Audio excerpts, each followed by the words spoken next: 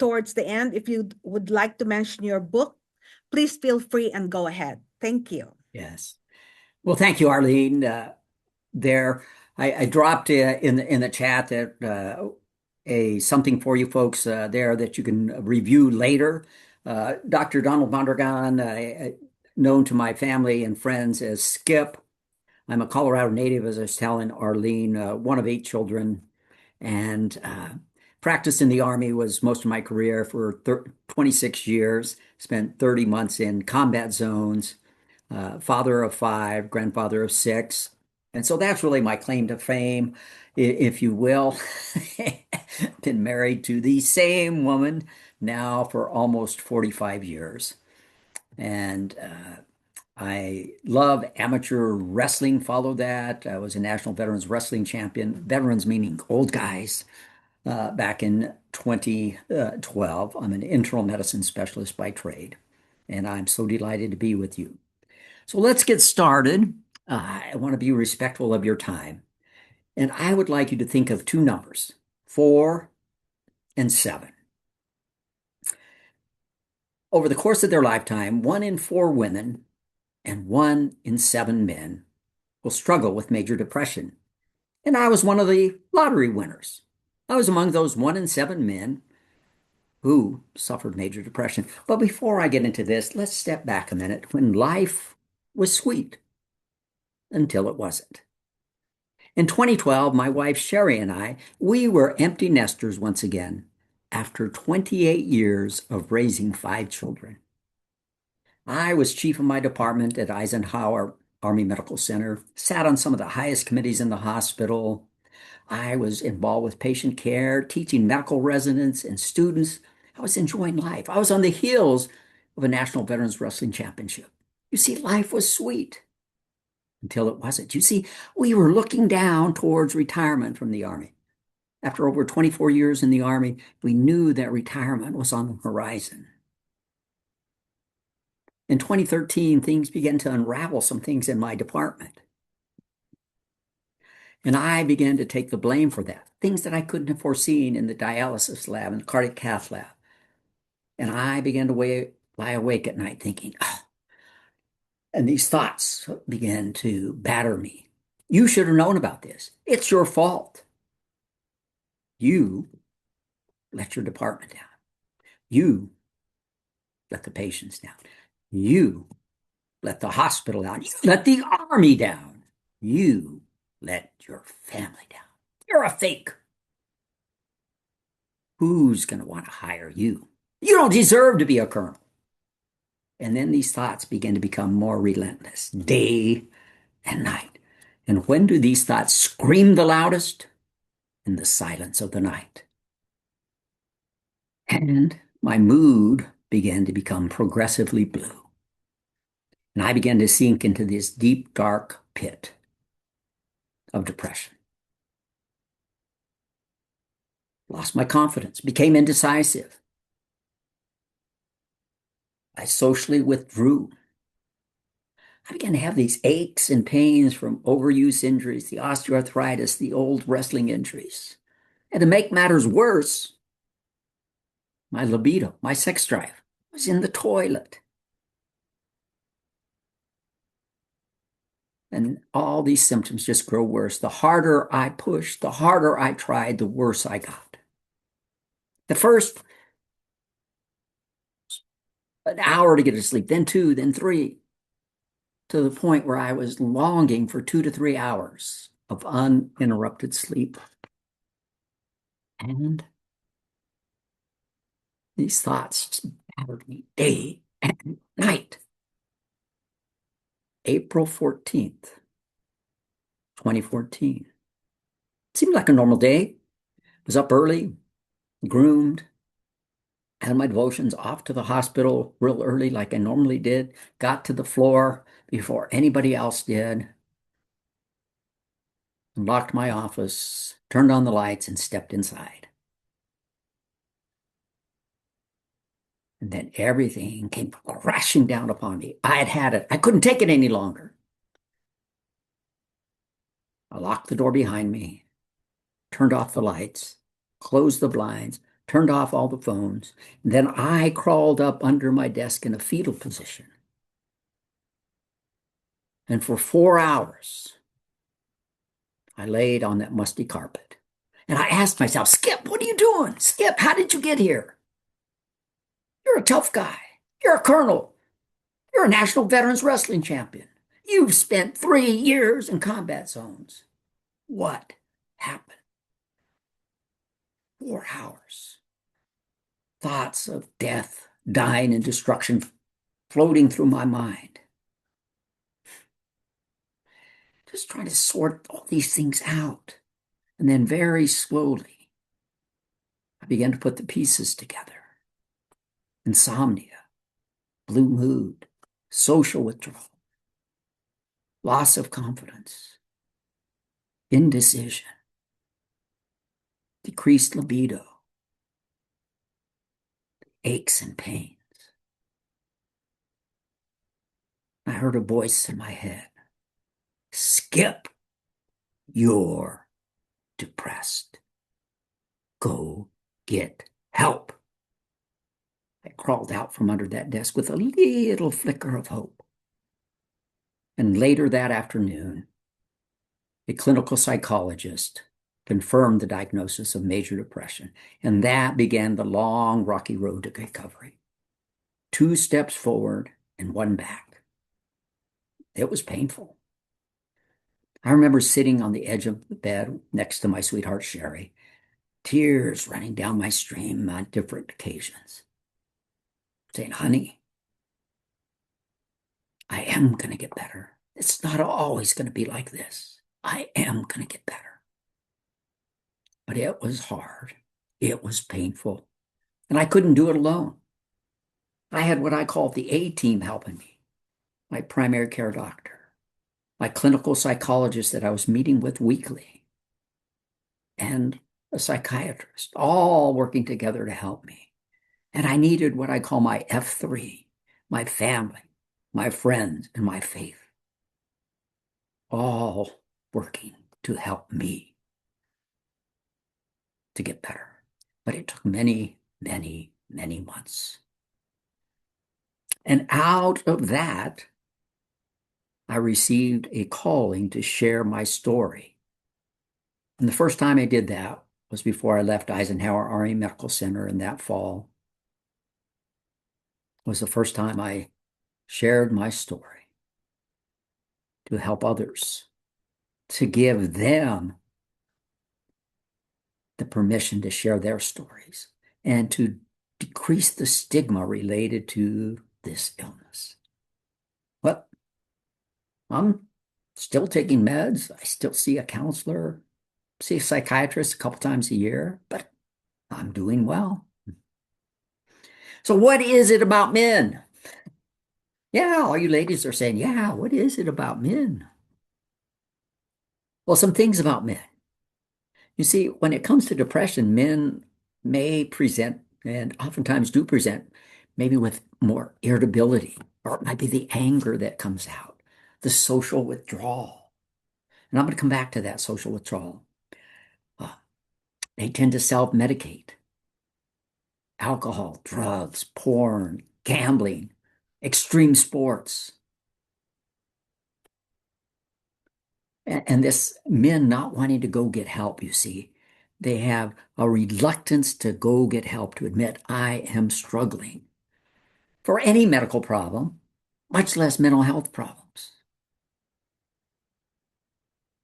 And this social withdrawal is because this sense that I'm a failure, I'm less than a man. Men are proud. Men want their families to feel pride about them. We want to be that provider, that protector for our families. And if we feel we're not meeting up to those expectations, there's a sense of failure and withdrawal. And not understanding that depression is not a failure of being less than a man. But in our society, there's some things that go on that contribute to this. You see, growing up, we may have heard from the time we're little boys, don't be a crybaby. Be a man. And with that, we've squashed our feelings down to the point where we're out of touch with feelings. In fact, there was a former president of the American College or American Psychological Association, Ronald Levant, who coined this term called normative male alexithymia. And what it means is feelings without words.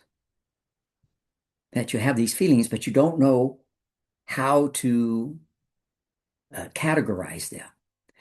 And as males, we may grow up having these broad array of emotions like any human does, but we don't know how to express those properly. So, case in point, let me give you an example. We may feel joy. Oh! And oh man, we are good at expressing anger. Oh yeah. But a lot of the negative, what I call negative emotions, I'm lonely, I'm fearful, I feel betrayed, I'm confused, may come out as anger because we've never had anybody model for us how to express these feelings. And then in the cinema, in the public eye, what kind of man has been portrayed as the strong man, the strong, stoic man who never sheds a tear and never expresses those emotions? And that's what we grew up seeing. And so we're enculturated into this idea that a man doesn't show his feelings, and it's not been modeled for us. And we lose connection with our feelings, normative male alexithymia. And so we've had to learn to get back in touch with our feelings and had to have that modeled for us how to do that. So that is one of the things that contributes to this whole idea because men are proud. And when we feel like we're not meeting those expectations, there's this sense of failure.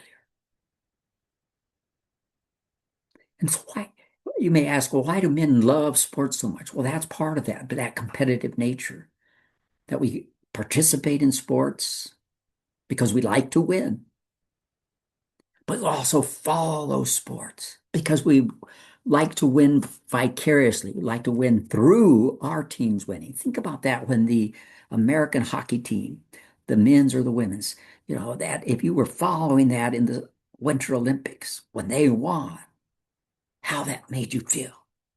Like, oh my gosh, especially when we beat the Canadians. Oh my gosh. In both cases. Or some of the other athletes that competed and they won. Because we like to win. And when we're not feeling like we're winning in life, we may feel like failures and not meeting those expectations, not feeling proud of ourselves, therefore feeling like failures in the eyes of our families. What is it about men? Those are some of the things.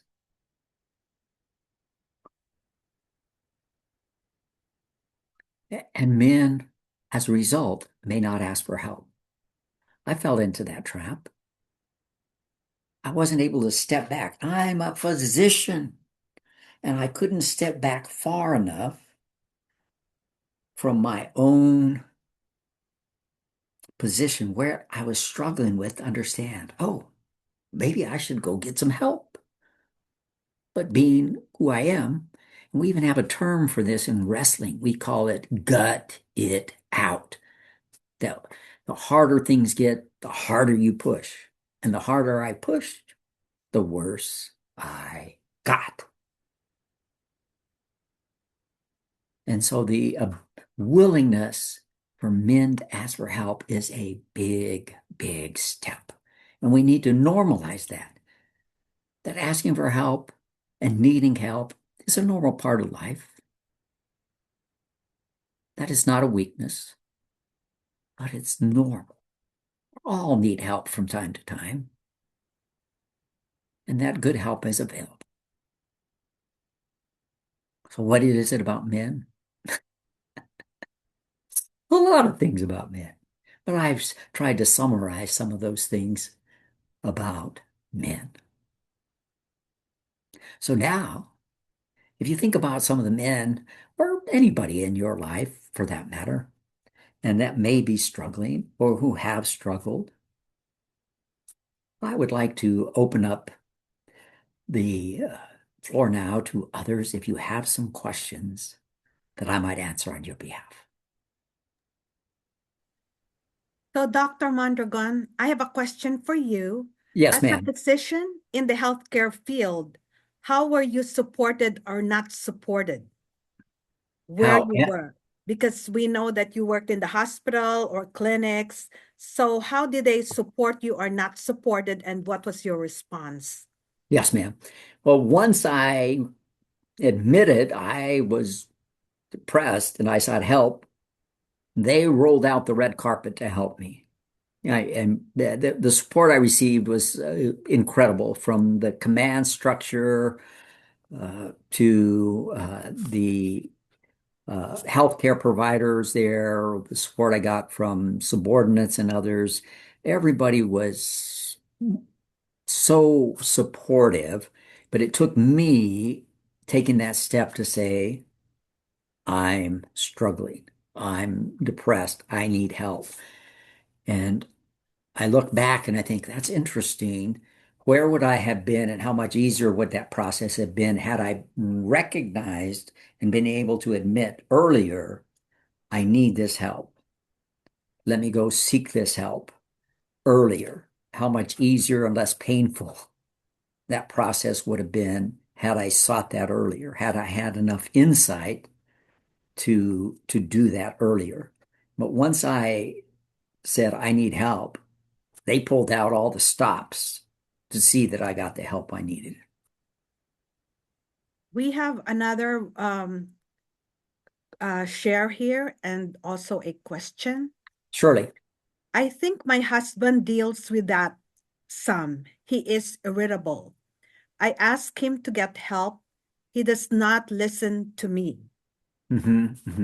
Any thoughts? Because sometimes we are bystanders of our loved ones, of our friends or acquaintances, and if we Yeah. recognize some potential signs, Yeah. what do we Well, say? How do we act?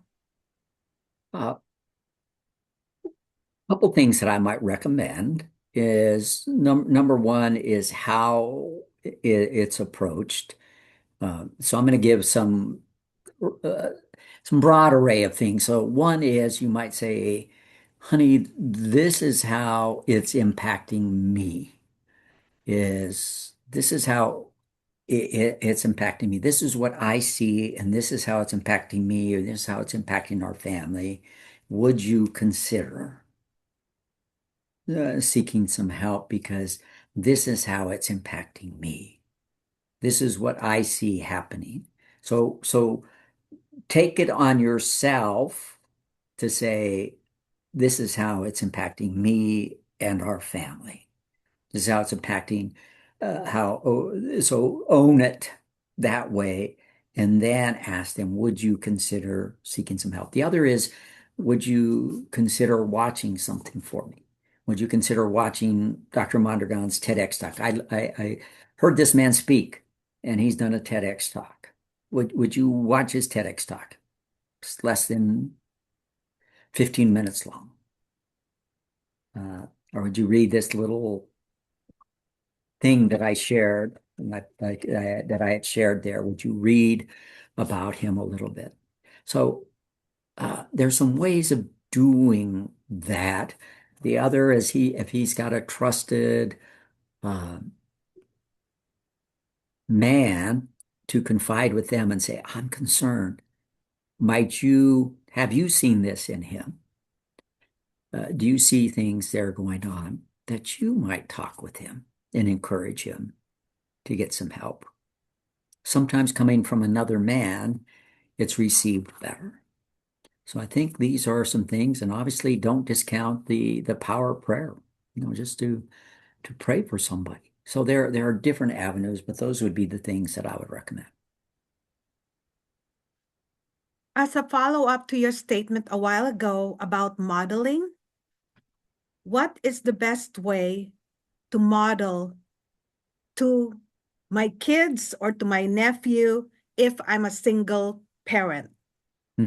Now, a single parent being a single mom or a Yeah, single single dad, mom. a single Single mom. mom. Oh, that's a great question. Well, I think there is get them involved with men who can model this before them. Uh, Boys need to be exposed to men who can model, who it can express this. So it's great that you have strong, loving women, but they need to see this in men. What do they need to see in men? What kind of model should What I do they look need to for? see in men? They need to see a man who can show what I call both sides, the two sides of a man. Okay. They need to see a man who is strong, okay, who is that provider, protector, but they need to see that side of a man, that same man, so that provider, protector, but that man who is also kind, compassionate, tender, who can shed tears, who can be gentle, who can be compassionate, who can admit, gee, I'm feeling confused. Or, yeah, I'm fearful of that. Or, gee, that hurt me. I felt betrayed. That man who can feel those array of feelings and express those appropriately. And so those two sides, that man who can show both sides, because that's what that full facet of a man is. It's not just the strong, tough provider, protector. It's all those other array of emotions and other aspects of a man that needs to be demonstrated. And so you seek out men who demonstrate those qualities, and then you try to expose these younger boys or young men to these kind of men.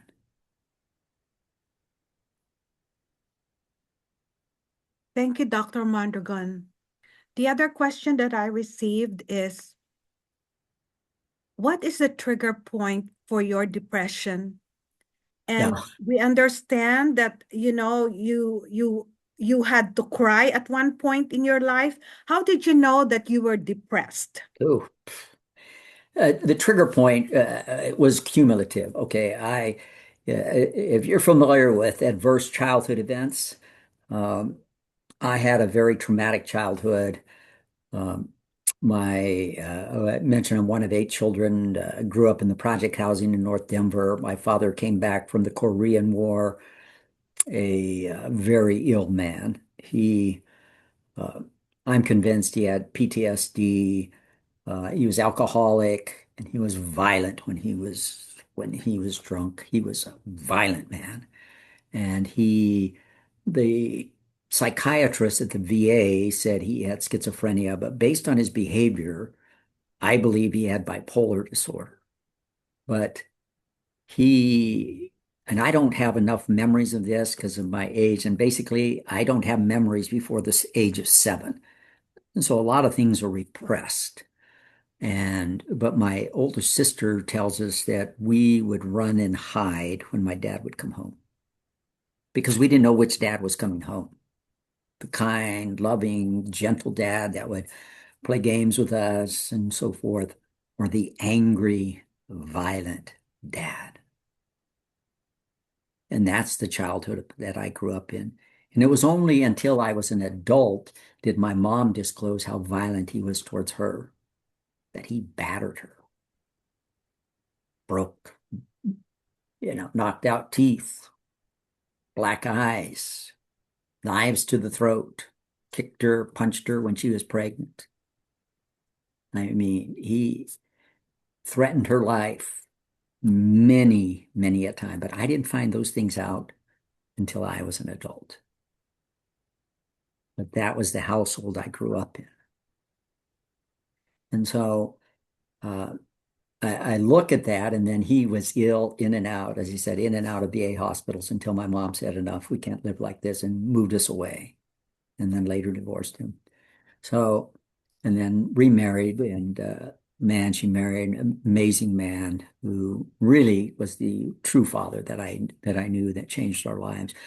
But then the deaths, my true real father died when I was 13, and then as a doctor, you see a lot of death and dying and never having time to process these kind of things because it's always time to go on to the next thing.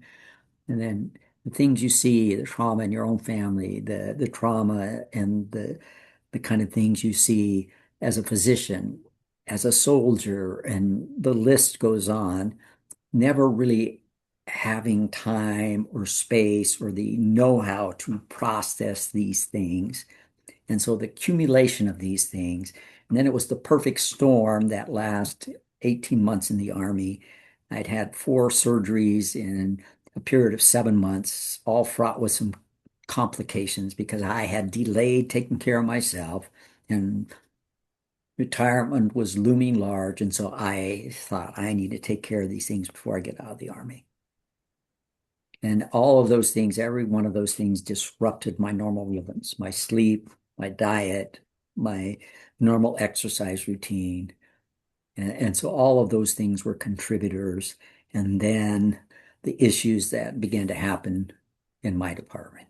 And so it was all that accumulation that triggered. So typically it's multifactorial. Sometimes it might be, situational and so for some people. And certainly there's a genetic component. My father, as I said, I believe he was bipolar. Um, and so a lot of factors that go into that. And how did I know? Well, cardinal symptoms. Blue mood, that's the sine qua non. That is the major symptom for depression, insomnia, loss of confidence, indecision, diminished libido, social withdrawal, physical symptoms of the aches and pains and loss of libido. So all of these things being, part and parcel of symptoms related to depression. And as I said, curled up under that desk for 4 hours, it's finally like, oh, you're depressed. Go get help.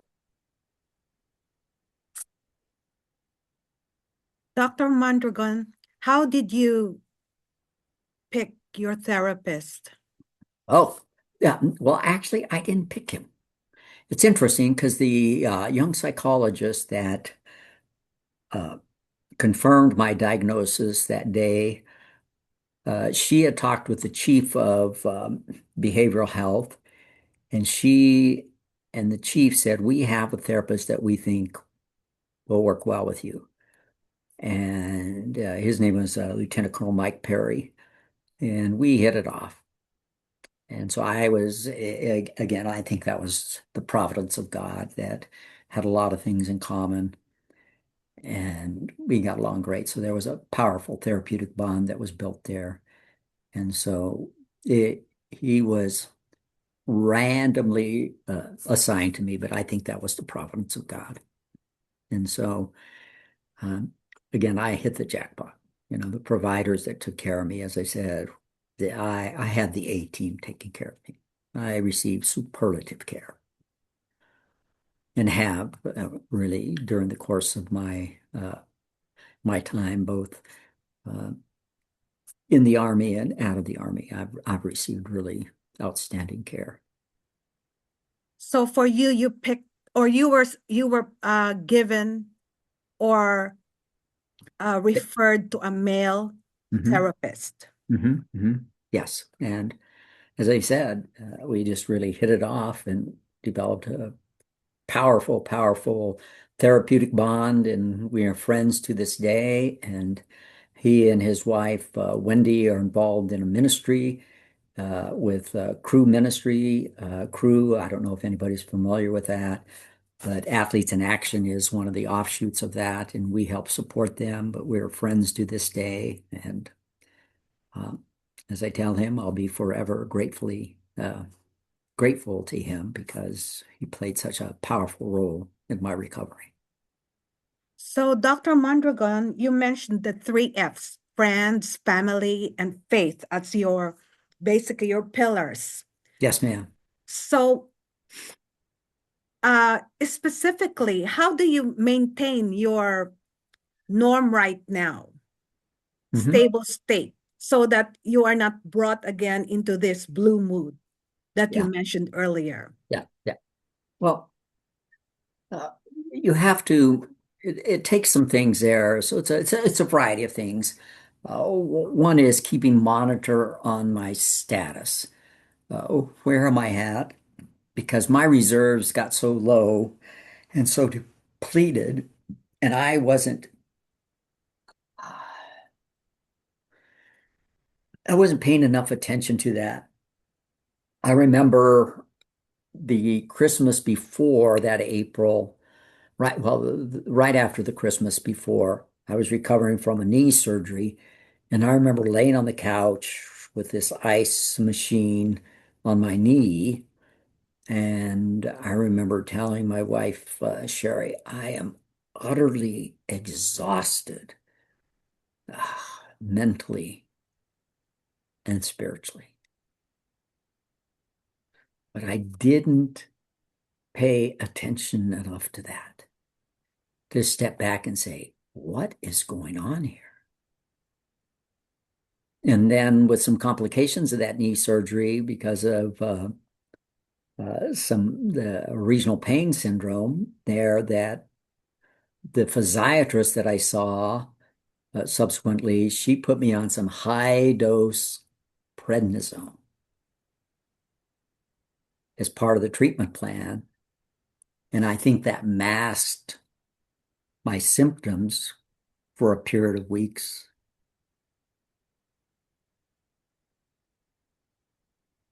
And I didn't have the insight to step back and say, oh, why was I feeling so exhausted? I wasn't monitoring my symptoms. So now I know to monitor those things. How am I doing emotionally? How am I doing mentally? How am I doing physically? And so monitoring these stores, I've learned to say no to things, not take as many things on. I've learned to be kinder to myself. And so uh, it's a matter of doing that. Like I said, I take my medicines. I see my therapist now, typically monthly, and I am monitoring that. My wife helps too. She keeps tabs on me, and she knows me well. In some cases, she probably knows me better than I know myself, but I use her as a sounding board. And and so I do those things, and then there's obviously the other things that are important that you do, that you monitor. Are you getting your activity in? Are you getting the sleep, the activity? How am I eating? All these things play part and parcel, and then that social interaction is so important. Healthy relationships, and trying to avoid the toxic relationships. So all of those things come into play. And of course, maintaining your faith. And that's a very important part of my life. So all of these things play part and parcel of maintaining health and wellness. We have a share here. Thank you for putting everything into words so succinctly and passionately. It helped me begin to reframe my own thinking. Mm. You're a great speaker, Dr. Mondragon. Oh, you're welcome. It's my pleasure. We have a question. Certainly. How would you recommend advising someone else to seek therapy, particularly in a culture that views going to therapy as taboo or as a weakness? Yeah. That becomes very, very hard because again, you're having to come cultural norms and societal norms potentially, but again, I think it's based on how much relationship capital do you have, and taking that onus on yourself. This is what I'm seeing, and this is how it's impacting me. This is how I see it impacting our family, our relationship. And I am concerned because of that. I'm concerned for us. I'm concerned for me, concerned for our family. I'm concerned for you. And so again, the approach that has to be taken and recognizing that there's some powerful obstacles that person has to overcome in order to seek help. And then again, would you read this? Would you listen to this potentially? And so to help break down some of those barriers, but some of that will hinge on how much relationship capital do you have going into that conversation. Thank you. We have a share here.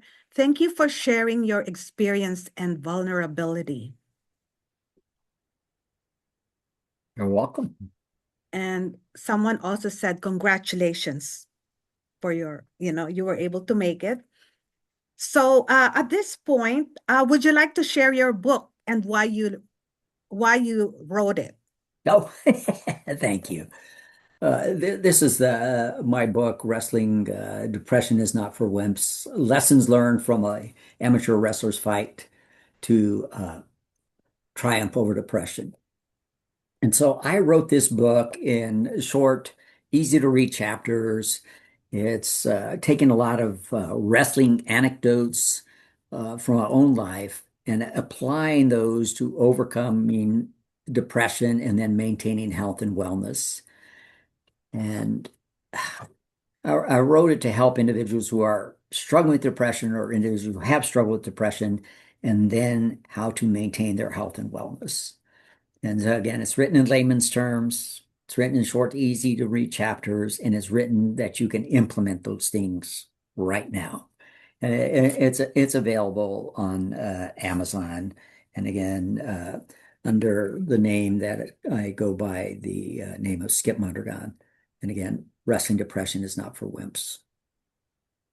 Thank you so much. And we have another thank you. I appreciate your advice on how to start conversation. You're welcome. So I guess we don't have any more questions. So we would like to thank you, Dr. Mondragon, for gracing and sharing with us your journey towards health. And we wish you the best. Well, thank you so And much. enjoy the rest of the weekend. And again, everyone, I will be recording this, and I will let you know again what the TEDx link is, because we have the background of Dr. Mondragon that he prepared that I distributed already, but I will include it when we have completed the video post on our YouTube channel. So I have the link for the evaluation in the chat. Please complete it so that we would know whom to invite or what kind of topic we would like to deal with next time. Thank you so much.